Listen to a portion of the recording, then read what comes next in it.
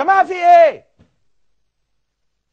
والافندي اللي هو قاعد في القصر الجمهوري اللي اسمه الدكتور محمد مرسي الغير شرعي، اللي مانيش عارف قاعد على اساس ايه. انا رافع عليه قضيه ان هو ليس رئيس الجمهوريه، وبرفع عليه 3 قضايا تانيين. انا هسيبه؟ مش هم عايزين يرفعوا عليا قضايا وانا هرفع عليهم قضايا؟ لا انا لا هم بقى، لا انا لا هم. وانا قلت للدكتور سعد الكتاتني امبارح هي معركه سياسيه. مش عيب؟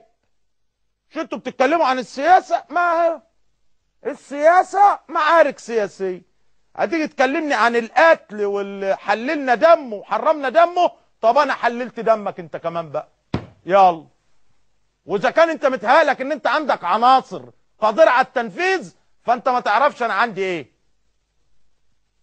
انا بيطلع معايا وحوش واسود، وحوش متوحشه واسود مغيسه.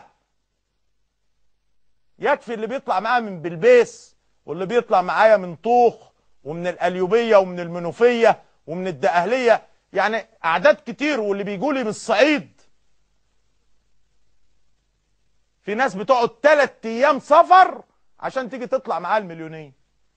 بيبقوا جايين عندهم استعداد يشيلوا حجر الهرم، والله العظيم عندهم استعداد يشيلوا حجر الهرم. وقد اعذر من انذر. انا بقى اللي بقول وقد اعذر من انذر. اذا ما تلمتوش هولعها نار، والله ان ما تلميتوا لمولعها نار. واذا قدرتوا على النار اللي هتولع، قدرتوا عليها، ابقوا طفوا على دي.